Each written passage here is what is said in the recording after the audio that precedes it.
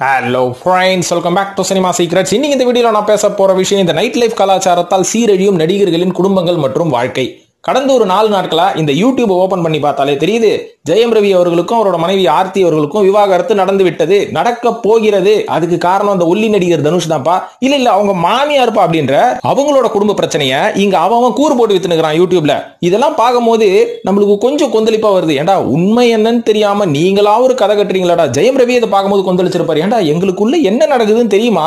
நான் சொல்லாம இந்த தகவல்லாம் எப்ப உங்களுக்கு தெரிஞ்சது? எப்ப என் வீட்டை வந்து எட்டி பாத்தீங்க? என் வீட்டு அட்ரஸ் கூட உங்களுக்கு தெரியாது அப்படின்ற மாதிரி கண்டிப்பா ஜெயம் ரவியை குமரி இருப்பாரு இல்லையா? சோ இதோட உண்மையான பின்னணி என்ன அப்படின்றத இன்னைக்கு தெள்ள தெளிவா நான் விளக்க போறேன். அதுக்கு முன்னாடியே ஒரு சின்ன ஹிண்ட் கொடுத்துறேன். இது எல்லாமே உளவியல் பிரச்சனை மற்றும் அவர்களின் வாழ்க்கையில் நடக்கக்கூடிய ஒரு சில பிரச்சனைகளையும் தாண்டி கலாச்சார பிரச்சனை தான் இதுக்கு முக்கியமான காரணம் அப்படின்னு சொன்னா சத்தியமா உங்களால ஏத்துக்கவே முடியாது. வந்துட்டாயா ஏதோ ஒன்று புது கதையோட அப்படின்ற மாதிரி என்ன சொல்லுவீங்க.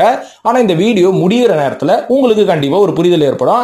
அட இவன் சொல்றது கொஞ்சம் கரெக்டா தானே இருக்கு அப்படின்ற மாதிரி. ஏன்னா இன்னைக்கு யூடியூப்ல இந்த மாதிரி ஒரு டாபிக்கை வச்சு அவன் வியூஸுக்காக எல்லாரோட மண்டையை கட்டி மூளை எடுத்து அவன் கழுவினுங்கிறானுங்க. சோ இதெல்லாம் பார்க்கும்போது ஐயோ என் பொண்டாட்டியை நான் பத்திரமா பார்த்துக்கணும், என் புருஷனை வெளியே அனுப்பக்கூடாது அப்படின்ற மாதிரி அவங்க குடும்பத்துக்குள்ளே பிரச்சனை வருதுங்க. இந்த பிரச்சனையெல்லாம் தடுக்கணும்னா இந்த வீடியோ நீங்க ஃபுல்லா பாருங்க. அதுக்கப்புறம் உங்களுக்கு ஒரு புரிதல் ஏற்பட்டு ஜெயம் ரவி வீட்டுல சண்டை நடக்குதோ இல்லையோ, நம்ம வீட்டுல சண்டையே வரக்கூடாது அப்படின்ற மாதிரி ஒரு முடிவுக்கு நீங்க வந்துருவீங்க. சோ இப்போ எதனால நடக்குது இந்த மாதிரியான பிரச்சனைகள், எதனால வருது, அதுக்கப்புறம் இந்த நைட் லைஃப்னா என்ன, இதனால எப்படி குடும்பங்கள்லாம் ஸ்பாயில் ஆகுது, இதுல இருந்து நம்ம எப்படி நம்ம காத்துக்கிறது, தற்காத்துக்கிறது, பிரிவென்ட் பண்ணிக்கிறது அப்படின்ற எல்லா வழக்கத்தையும் இந்த வீடியோல கொடுக்குறேன். இப்ப நேரம் கடத்தாம வீடியோல போகுமா? அதுக்கு முன்னாடி மறக்காம நம்ம சேனல் மெம்பர்ஷிப்ல ஜாயின் பண்ணுங்க நண்பர்களே. இப்ப மெம்பர்ஷிப்ல ஜாயின் பண்றதுனால என்ன பெனிஃபிட்னா ஏகப்பட்ட பெனிஃபிட்ஸ் வந்து வருங்காலங்களில் இருக்கு. மெம்பர்ஸுக்காக எக்ஸ்க்ளூசிவான வீடியோஸ் நான் போட போறேன். அது மட்டும் இல்லாம இந்த வாரம் வர ஞாயிற்றுக்கிழமை செப்டம்பர் 15ஆம் தேதி மாலை 5 இருந்து 5:30 லைவ் சாட் வர போறேன். வித்தவுட் ஃபேஸ் ரிவீல்லாம் பண்றது கிடையாது. நேரடியா சாட்ல வாங்க, என்னென்ன கேள்வி கேட்கணுமோ கேளுங்க, அப்படியே உங்களோட கேள்விகளுக்கு நான் பதில் அளிக்கிறேன். இது மட்டும் இல்லாம மெம்பர்ஷிப்ல இன்னொரு ஆப்ஷனும் இருக்கு, சேனல் ஸ்பான்சர்னு இருக்கு. அந்த ஸ்பான்சரை நீங்க எடுத்துக்கிட்டீங்கன்னா நீங்க என்னோட வீடியோவை ஸ்பான்சர் பண்ணலாம். அதாவது நீங்க ஸ்பான்சர் எடுத்துக்கிட்டா ஒரு 2 வீடியோ ஆரம்பிக்கிறதுக்கு முன்னாடியே இந்த வீடியோவை நீங்க தான் பிரசன்ட் பண்றீங்க அப்படின்ற மாதிரி உங்க நேமை நான் மென்ஷன் பண்ணுவேன். நீங்களும் பாப்புலர் ஆயிடலாம்பா. இது மட்டும் இல்லாம இன்னும் ஒரு 5 செகண்ட் கொடுங்க. சினிமா சீக்ரெட்ஸ் ரிவ்யூ அப்படின்ற ஒரு சேனல் ஆரம்பிச்சு சினிமா படங்களை வந்து ரிவ்யூ பண்ண போறேன். நீங்க பார்த்த படங்கள் பார்க்காத படங்கள் எல்லாத்தையும் கழுவி ஊத்துவோம். அந்த சேனல்ல ஜாயின் பண்றதுக்கு அந்த சேனலை சப்ஸ்கிரைப் பண்றதுக்கு அதோட லிங்க் வந்து டிஸ்கிரிப்ஷன்ல கொடுத்துருக்கேன். பிளஸ் நம்ம மெம்பர்ஷிப்ல ஜாயின் பண்றதுக்கான விளக்கத்தையும் லிங்கையும் டிஸ்கிரிப்ஷன்ல கொடுத்துருக்கேன். ரெண்டுத்தையும் கிளிக் பண்ணிட்டு வாங்க. இப்போ வாங்க நம்ம வீடியோல போயிடுவோம். போதும், ரொம்ப டைம் ஆயிடுச்சு. நைட் பார்ட்டி நைட் லைஃப்னா என்ன அப்படின்னு இன்னைக்கு இருக்கிற 2K கிட்ஸ் கிட்ட கேட்டோம்னா யோ வேலையை பார்த்துட்டு போயா அப்படின்ற மாதிரி டென்ஷன் ஆயிடுவாங்க. ஏன்னா இந்த நைட் பார்ட்டி நைட் லைஃப் அப்படின்றது தெரிஞ்சுக்கிறது மட்டும் இல்ல, அதை அனுபவிக்கவும் செய்யறாங்க அப்படின்றது இன்னைக்கு நிதர்சனமான உண்மை நண்பர்களே. ஆனா 20 வருஷத்துக்கு முன்னாடி இதெல்லாம் நாங்க டிவில கூட பார்த்தது கிடையாது. அப்பப்போ டைம்ஸ் ஆஃப் இந்தியா அப்படின்ற ஒரு பேப்பர்ல கடைசி பக்கத்துல பார்த்தா எல்லாம் பாட்டிலும் கையுமா நிப்பானுங்க. அப்படி பார்த்துதான் நைட் லைஃப்னா என்னன்னு எங்களை மாதிரி 90s கிட்ஸ் எல்லாம் தெரிஞ்சுக்கிறோம். இன்னைக்கு வந்து அது ரொம்ப சகஜமா போச்சு இல்லைங்களா? சகஜமா போனது வந்து தப்பு இல்ல. ஆனா இந்த சகஜமா போனனால அவன் வாழ்க்கையில எல்லாருமே ஃபுட்பால் ஆரம்பிச்சிட்டானுங்க. இந்த ஃபுட்பால் ஆடுற கதையெல்லாம் நாங்க கண்டென்ட்டா எடுத்து யூடியூப்ல போட்டு நாங்களும் பாத்தீங்கன்னா சப்ஸ்கிரைபர் கவுண்ட் இன்க்ரீஸ் பண்ணிக்கிறோம். எங்களுக்கும் பேசுறதுக்கு வாயை மெல்றதுக்கு வெத்தலை பாக்குன்னு ஒன்று கிடைக்குது இல்லையா? இந்த மாதிரியான வெத்தலை பாக்கு. சோ எங்களுக்கும் டைம் பாஸ் ஆயிட்டு இருக்குதுங்க.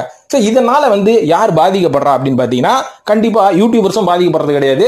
உண்மையாவே அதுல மாற்ற அந்த நடிகர்கள் ஆகட்டும் நடிகைகள் ஆகட்டும் அவங்களும் பாதிக்கப்படுறது கிடையாது. இதை பார்த்து கொண்டிருக்கும் பொதுமக்கள் தான் அப்படின்னு சொன்னா உங்களுக்கு கண்டிப்பா அதிர்ச்சியா இருக்கும். அதிர்ச்சியா இல்லைனா கூட ஆமாப்பா அப்படின்ற மாதிரி ஒத்துக்கோங்க. எதனாலன்னு பாத்தீங்கன்னா இப்ப இந்த செலிபிரிட்டிஸ் இந்த நைட் லைஃப்ல போறதுக்கான முக்கியமான காரணம் என்னதான் அவங்களோட ஸ்ட்ரெஸ்ஸை குறைக்கணும் அப்படின்ற ஒரு காரணமாக இருந்தாலும் இங்க போனா ஏகப்பட்ட கான்டாக்ட்ஸ் எனக்கு கிடைக்குது. நான் வந்து ஒரு சினிமா பிரபலம் ஆகணும், நான் ஒரு சினிமால பெரிய ஆள் ஆகணும் அப்படின்ற மாதிரி நினைச்சா எனக்கு நெட்வொர்க் ரொம்ப முக்கியம். ஏன்னா நான் பாட்டுக்கு போட்டோவா எடுத்துக்கிட்டு போய் ஆபீஸா அலைஞ்சு நான் பெரிய ஆள் ஆகிறதுக்குள்ள 60 வயசுல சங்கூதி என்ன மேல அமைச்சிருவானுங்க. ஷார்ட் கட்ல எப்படி போறது அப்படின்னா இந்த மாதிரி மக்கள், சினிமா மக்கள் மற்றும் பணக்காரர்கள்லாம் கூடும் இடம் எங்க ஈஸியா இருக்கு. அந்த பக்கம் ஒதுக்குப்புறமா ஆள் நடமாட்டமே இல்லாம நிறைய பங்களால இந்த மாதிரியான பிரைவேட் பார்ட்டி எல்லாம் நடக்குது. அந்த பார்ட்டியில எவனையாவது கப்பு சிப்புன்னு போய் உள்ள பூந்துக்கிட்டா ரொம்ப சந்தோஷம், நிறைய கான்டாக்ட்ஸ் கிடைக்கும், நிறைய சரக்கு கிடைக்கும், அப்படி அதெல்லாம் கிடைக்கும். அதனால நம்மளுக்கு நிறைய கான்டாக்ட் டெவலப் ஆகும். இதை வச்சு நம்ம சினிமாக்குள்ள ஈஸியா வந்துடலாம் அப்படின்ற ஒரு ஷார்ட் கட்டை 20 வருஷத்துக்கு முன்னாடியே ஒரு சில தீர்க்கதரிசிகள் கண்டுபிடிச்சிட்டாங்கப்பா. கண்டுபிடிச்சு இவங்க எல்லாம் சேர்த்து ஆரம்பிக்கப்பட்டதுதான் இந்த நைட் பார்ட்டி நைட் லைஃப் அப்படின்ற ஒரு விஷயம். சோ இந்த நடிகர்கள் வந்து பெரும்பாலான நடிகர்கள் நம்ம எதிர்பார்க்கறத விட அதிகப்படியான சம்பளத்தை வாங்குறனால, அதாவது இன்னைக்கு 1 கோடி ரூபாய் என் கையில கிடைச்சா போதும், அடுத்த 30 வருஷத்துக்கு நான் செட்டில் ஆயிடுவேன். ஆனா இந்த நடிகர்கள் அசால்ட்டா செலவு பண்றது. ஒரு காருக்கு 1 கோடி, ஒரு போனுக்கு ஒரு 5 லட்சம், இந்த மாதிரி அசால்ட்டா காசு வருது அப்படின்றனால இது எப்படிதான் செலவு பண்றது அப்படின்னும் போது இந்த நைட் பார்ட்டி கண்டக்ட் பண்ற இந்த மக்கள் கிட்ட போய் மாட்டுவாங்க. இவங்க என்ன பண்ணுவாங்க, இவ்வளவு காசு வச்சிருக்கீங்க பாத்தீங்களா, இதுக்கு என்ட்ரி வரும் 10,000 வந்தாங்க, 15,000 தான், 20,000 தான், உள்ள வந்தீங்கன்னா அன்லிமிட்டட் சரக்கு, அதுக்கப்புறம் ஏகப்பட்ட நடிகர்களோட கான்டாக்ட், பெரிய பெரிய பிசினஸ் மேன்லாம் உள்ள வருவாங்க, உங்களுக்கு சூப்பர் நெட்வொர்க் கிடைக்கும், உங்களுக்கு பெரிய பெரிய ப்ரொடியூசர்ஸ் கூட கிடைக்கலாம் அப்படின்னு சொல்லி இவங்க எல்லாரையும் உள்ள இழுத்துட்டு வருது. ஆரம்பத்துல இந்த நெட்வொர்க்குக்காக போக ஆரம்பிச்சவங்க அதுக்கப்புறம் சரக்குக்கு அடிமையாகி அந்த சரக்குல இருந்து வெளில வர முடியாம சரியான ப்ரொடியூசர்ஸும் கிடைக்காம இவங்களோட நிலைமையே மாறிடுதுங்க. ரொம்ப தடுமாற்றமா இவங்களோட வாழ்க்கை ஆனதுக்கு அப்புறம் இதுல இருந்து வெளில விடுபட முடியாம தான் இவங்க எல்லாருமே இந்த நைட் லைஃபுக்கு அடிமையாடுறாங்க. அதாவது நம்ம எல்லாம் பாத்தீங்கன்னா ஒரு மீட்டிங் போனோம்னா டீ கடையில போடுவோம், இவங்க மீட்டிங் போறதே பாத்தீங்கன்னா இந்த மாதிரி நைட் கிளப்ல தான் போடுவாங்க அப்படின்றது சினிமால இருக்கிற எல்லாருக்குமே தெரியும். இது வந்து பெரிய லெவல்ல எஸ்டாப்ளிஷ் பண்ணது த்ரிஷா மற்றும் வெங்கட் பிரபு அவர்களின் கேங். இவங்க தான் இந்த நைட் பார்ட்டி அப்படின்ற ஒரு கல்ச்சரை தமிழ்நாட்டில் தமிழ் சினிமால பெரிய லெவல்ல வந்து எஸ்டாப்ளிஷ் பண்ணி விட்டாங்க அப்படின்ற மாதிரி நம்ம சொல்லலாம். So night party night life அப்படின்றது தமிழ்நாட்டில் இப்படிதான் உருவாச்சு அப்படின்னு நான் சொல்லிக்கிறேன். இப்போ இது வந்து எந்த அளவுல நடிகர்களோட வாழ்க்கையை கெடுக்குது அப்படின்றத பத்தி நம்ம தெளிவா பார்த்துருவோம். அதாவது நான் ஆரம்பத்திலே சொன்ன பார்த்தீங்களா, ஆரம்பத்தில் ஏதோ ஒரு ஜாலி பண்றதுக்கு, ஸ்ட்ரெஸ்ல இருந்து வெளில வரதுக்கு, உடம்பு வலி எல்லாம் கொஞ்சம் சரியா வரதுக்கு, ஃப்ரெண்ட்ஸு கூட ஹேங் அவுட் பண்றதுக்கு, புது புது நெட்வொர்க்கு, புது புது கான்டாக்ட்ஸ் வாங்குறதுக்காக இந்த நைட் பார்ட்டிக்குள்ள போக ஆரம்பிச்ச எல்லா நடிகரும் ஒரு காலகட்டத்துக்கு அப்புறம் இது அவங்களுக்கு ஒரு பழக்கமாயிடுது. ஏதாவது காசு வருதா, ஒரு படம் கம்மிட் வருமா, வா போய் என்ஜாய் பண்ணலாம், வா வீக்கெண்ட்ல போய் என்ஜாய் பண்ணலாம் அப்படின்னு இந்த வீக்கெண்ட் பார்ட்டியா இருந்தது தின பார்ட்டியா மாறினது தான் இன்னைக்கு பெரிய பிரச்சனையே சினிமா இண்டஸ்ட்ரியில.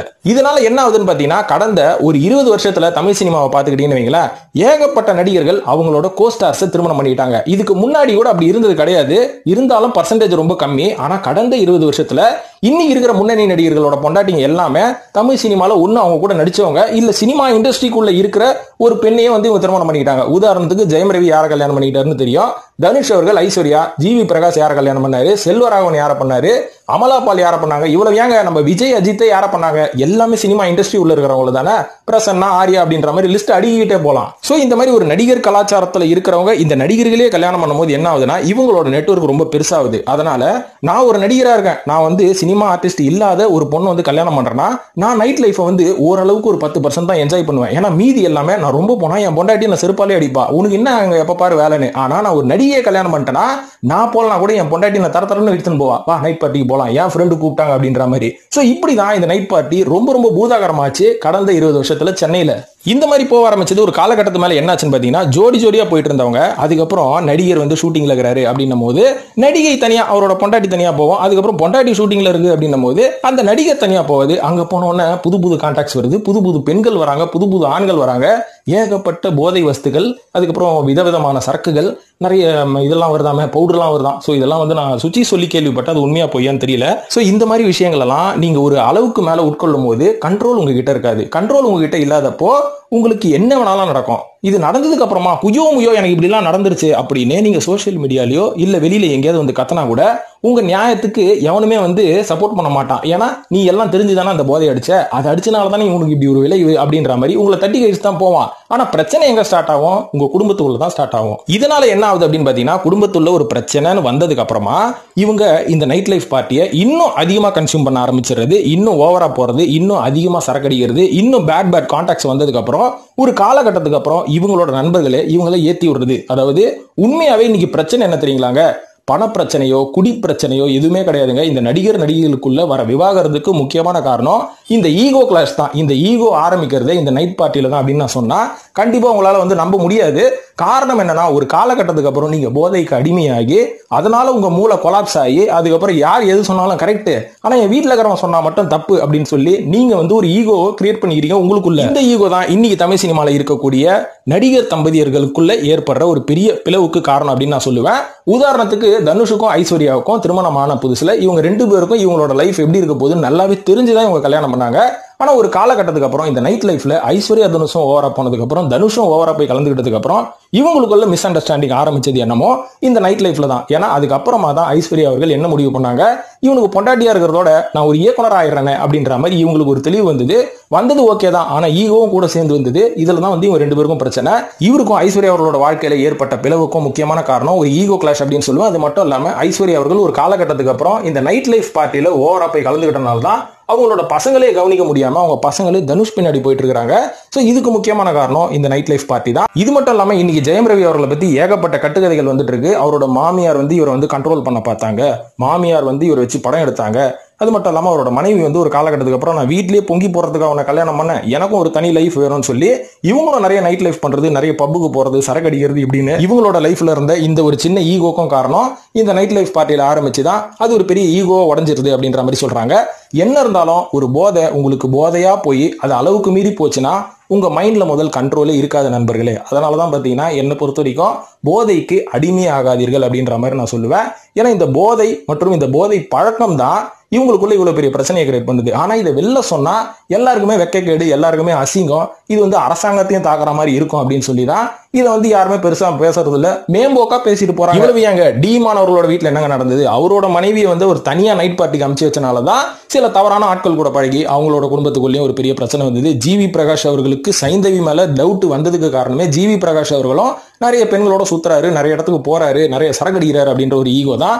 அமலா பாலுக்கும் ஏல் விஜய்க்கும் என்ன பிரச்சனை? அதுக்கு காரணமா அந்த ஒல்லி நடிகர் அப்படின்ற மாதிரி நம்ம டைவர்ட் பண்ணி கொண்டு போறதுக்கு பதிலா நைட் பார்ட்டிக்கு போனனாலதான் ஒல்லி நடிகரோட ஃப்ரெண்ட்ஷிப்பே வந்தது. அதுக்கப்புறம் தான் அங்க கசமுசா நடந்தது. செல்வராகவன் சோனியா பிரிஞ்சது எதனால? இது மாதிரி ஏகப்பட்ட கட்டுக்கதைகளோட உண்மையான கதைகளை நம்ம சொல்லலாம். ஆனா இதுல ஒரு நல்ல விஷயம் தெரியுமா? இவங்கள முக்காவாசி பேருக்கு இன்னும் விவாகரத்து ஆகல. ஜெயம் ரவிக்கும் விவாகரத்து ஆகல, ஜிவி பிரகாஷ்க்கும் ஆகலங்க. நம்மளே விவாகரத்து வாங்கி கொடுத்துருவோம் போல இருக்கு. இப்பதான் அவங்க அப்ளை பண்ணிருக்காங்க, நாளைக்கு மனசு மாதிரி அவங்க ஒண்ணு சேர்ந்துடலாம். ஆனா இதுக்கு முக்கியமான காரணம் என்ன அப்படின்னு பாத்தீங்கன்னா இந்த நைட் லைஃப் கலாச்சாரத்தில் போய் ஏற்பட்ட ஈகோ அப்படின்னு நான் சொல்லுவேன். இந்த ஈகோ வரத்துக்கு முதல் காரணமே அதிகப்படியான பணம். எந்த இடத்துல அதிகப்படியான பணம் புழங்குதோ அந்த இடத்துல உங்களுக்கு மரியாதையே கிடையாது. நீ பெருசா நான் பெருசா அப்படின்ற ஒரு பெரிய ஏற்றத்தாழ்வே வந்துடும். அதாவது ஒரு காலகட்டத்தில் பாத்தீங்கன்னா அமெரிக்காலே பாத்தீங்கன்னா புருஷன் வேலைக்கு போவாரு, பொண்டாட்டி வீட்டுல குழந்தைங்களை பார்த்துப்பாங்க.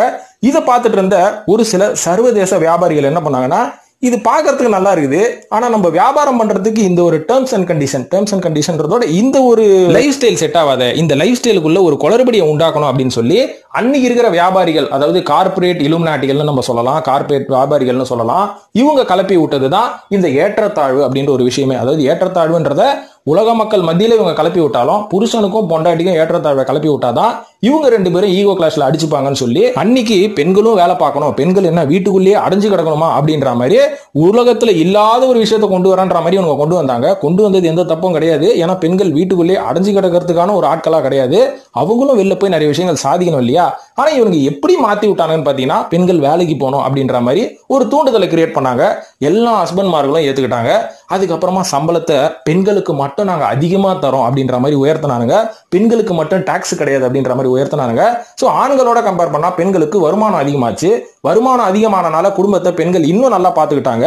ஆனா நீங்க அதிகமா சம்பாதிக்கிறீங்க, உங்க லைஃபையும் நீங்க என்ஜாய் பண்ணணும் அப்படின்ற மாதிரி இவனுங்க இங்க பல விஷயங்களை கொண்டு வந்தாங்க. உதாரணத்துக்கு இந்த மாதிரி நைட் லைஃப்னு சொல்லலாம், பப்பு, பிரைவேட் பார்ட்டிஸ், அதுக்கப்புறம் ஏகப்பட்ட ஈட் அவுட்ஸ், இந்த மாதிரி நீங்க லைஃபை என்ஜாய் பண்ணுங்கன்னு ஏகப்பட்ட கார்பரேட் இலுமினாட்டிகள் இந்தியாவாகட்டும், மக்கள் தொகை அதிகமா இருக்கிற கண்ட்ரிஸ் ஆகட்டும், எல்லா இடத்துக்கும் போய் ஏகப்பட்ட பிராண்ட்ஸ், ஏகப்பட்ட ப்ராடக்ட்ஸ், ஏகப்பட்ட கன்சியூமர் ஐட்டம் எல்லாத்தையும் இன்ட்ரோடியூஸ் பண்ணி பெண்கள் அதை யூஸ் பண்ணணும். பெரிய பெரிய நடிகைகள் ஆகட்டும், ஷில்பா செட்டி ஆகட்டும், ஆலியா பட் ஆகட்டும், நயன்தாரா ஆகட்டும், இவங்க எல்லாருமே யூஸ் பண்றாங்க. சம்பாதிக்கிற பெண்கள் நீங்களும் யூஸ் பண்ணுங்கன்னு அந்த பெண்களோட மனநிலையை மாத்தி அந்த மாதிரி பெண்கள் காஸ்மெட்டிக்ஸ்ல இருந்து, ட்ரெஸ்ல இருந்து, பிராண்டட் ஐட்டம்ஸ் எல்லாம் எடுத்ததுக்கு அப்புறம் இந்த ஐட்டம்ஸ் எல்லாம் போட்டுக்கிட்டு வீட்டுக்குள்ள இறக்க போறீங்க, வெளில வாங்க பார்ட்டி பண்ணுங்கன்னு பார்ட்டிக்கு கூட்டு போய் பெண்களோட மனநிலையை டோட்டலா மாத்தி விட்டு பெண்களுக்கும் அந்த வீட்டுல இருக்கிற அவங்களோட கணவர்களுக்கும் ஒரு மிகப்பெரிய ஈகோ கிளாஷை கிரியேட் பண்ணுது இந்த கார்பரேட் இலுமினாட்டிகள் தான். இது தமிழ்நாட்டில் இருக்கக்கூடிய அத்தனை பெண்களும் பண்றாங்களா இல்லையான்னு பாத்தீங்கன்னா நான் சொல்ற உண்மையாவே இதை அனுபவித்துக் கொண்டிருக்கும் ஆண்களுக்கும் பெண்களுக்கும் கண்டிப்பா தெரியும். இந்த ஒரு ஈகோ கிரியேட் பண்ணது இந்த கார்பரேட்ஸ் தான் அப்படின்னு சொன்னா கண்டிப்பா உங்களால நம்ப முடியாது. ஆனா நான் சொல்றதை வச்சு மட்டும் நீங்க முடிவுக்கு வராதீங்க.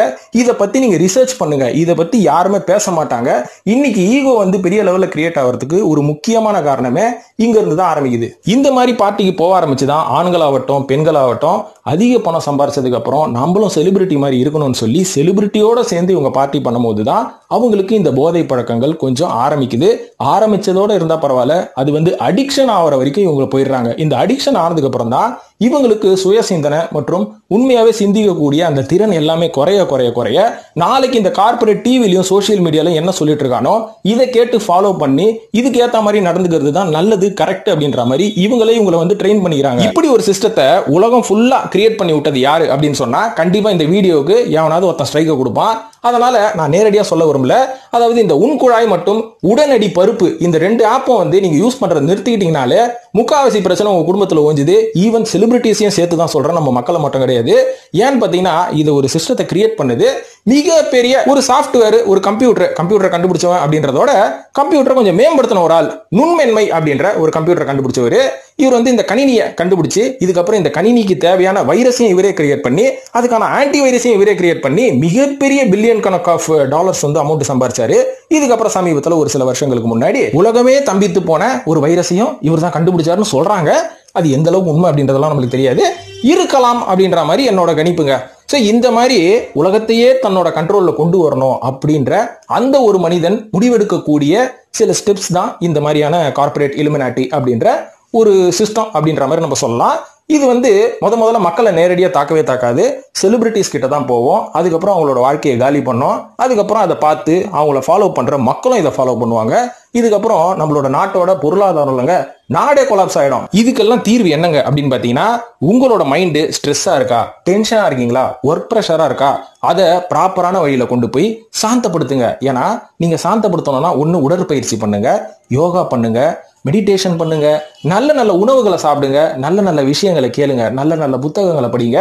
ஸ்ட்ரெஸ்ஸும் குறையும், டென்ஷனும் குறையும். அதாவது நம்ம வாழ்க்கையில நம்ம டென்ஷனை முழுமையா வந்து இக்னோர் பண்ணவே முடியாது. ஏன்னா எப்பவுமே வந்து ஒரு டென்ஷன்ல இருந்துதான் உங்களுக்கு பேரானந்தம்னு ஒன்று கிடைக்கும்.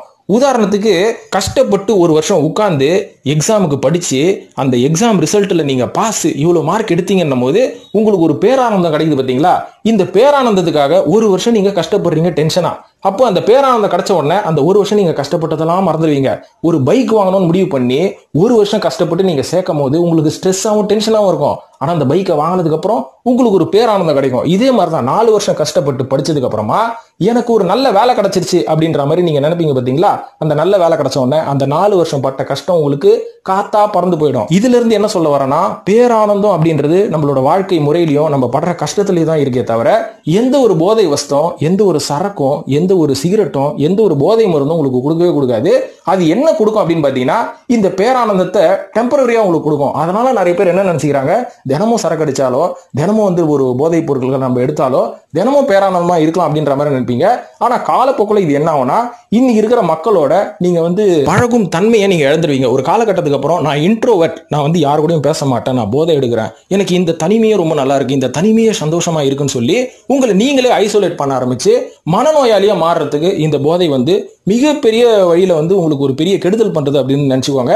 அதனால ஸ்ட்ரெஸ்ஸோ டென்ஷனோ ஈகோவோ ஒரு 5 நிமிஷம் வெயிட் பண்ணி ஆற போட்டு இதனால நம்மளுக்கு என்ன கிடைக்க போகுது அப்படின்ற மாதிரி யோசிச்சு இதை நம்ம எதுக்கு பண்றோம் அப்படின்றத நீங்க யோசிச்சாலே பல விஷயத்துல இருந்து, பல ஈகோ பிரச்சனையில இருந்து, பல குடும்ப பிரச்சனையில இருந்து நீங்க வெளில வந்துடலாம். அதை விட்டுட்டு இதுக்கு தீர்வு போதை தான், இதை டைவர்ட் பண்றதுக்கு நான் நைட் லைஃப் போவேன் தான், இதை டைவர்ட் பண்றதுக்கு நடிகர்கள் என்ன பண்றாங்களோ அதை நான் பண்ணுவேன் தான் அப்படின்ற மாதிரி மற்றவங்களை நீங்க ஃபாலோ பண்ண ஆரம்பிச்சிட்டீங்கனாலே உங்களோட குடும்பத்துக்குள்ள விரிசல் வரும் அப்படின்றதுல எந்த சந்தேகமும் இல்லை. இதை இப்ப நான் சொல்லிட்டு இருக்கிற இந்த நடிகர்களோட வாழ்க்கையிலேயே அவங்களே வந்து அதை பார்த்து கரெக்டா பேசி உட்கார்ந்து தீர்த்துக்கிட்டாலே எந்த பிரச்சனையும் வராது.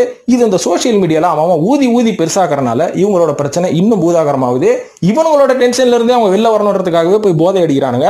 அதனால கம்ப்ளீட்டா சோசியல் மீடியாவை இக்னோர் பண்றது என்னைக்குமே நல்லது. அதுவும் குறிப்பா நான் சொல்ல போறது இந்த உன்குழாய் மற்றும் உடனடி பருப்பு, இது ரெண்டுத்தையும் வந்து போக போக கொஞ்ச நாள்ல குறைச்சுக்கோங்க யூஸ் பண்றத. அதுலயே அடிக்ட் ஆகாதீங்க, அது எப்பவுமே உங்களுக்கு நல்லது அப்படின்னு சொல்லிட்டு இந்த வீடியோ முடிச்சிடுறேன். இது ரெண்டுமே என்ன பார்ப்பு ஒண்ணுமே புரியலையே அப்படின்னு கேட்டீங்கன்னா இது ரெண்டுத்தையும் இங்கிலீஷ்ல டிரான்ஸ்லேட் பண்ணி பாருங்க. தெரிஞ்சு போச்சுன்னா கமெண்ட்ல போடுங்க இதுதான்ப்பா நீ சொல்ல வந்த ஆப்னு. ஸோ என்னைக்குமே நல்லா இருப்போம், எல்லாருமே நல்லா இருப்போம், நீங்களும் நல்லா இருப்பீங்க, நானும் நல்லா இருப்பேன். இதை சொல்லிட்டு இந்த வீடியோ முடிச்சுக்கிற நண்பர்களே, நன்றி, வணக்கம்.